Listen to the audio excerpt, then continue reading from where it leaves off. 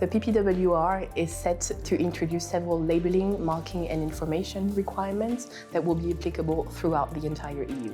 The future regulation will introduce several harmonized mandatory labels, including labels providing information on the material composition of packaging to help consumers sort their waste, labels that will be affixed to waste receptacles to enable separate collection, as well as labels on reuse to indicate to the consumer when a packaging is reusable. The PPWR also foresees that when a company wants to indicate the share of recycled content in the packaging voluntarily, they will have to do so according to a harmonized methodology that will be developed by the European Commission to verify the recycled content in a packaging.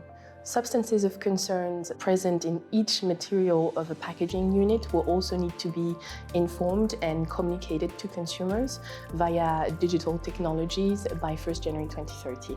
Finally, national extended producer responsibility symbols will still be enabled, but they will have to be provided only via digital technologies as well, and national deposit and return schemes symbols will be allowed too.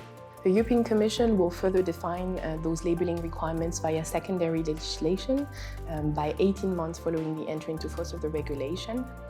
And from that point onwards, companies will have between 3.5 to 4 years to comply with the requirements and make sure that the appropriate labels are placed on packaging.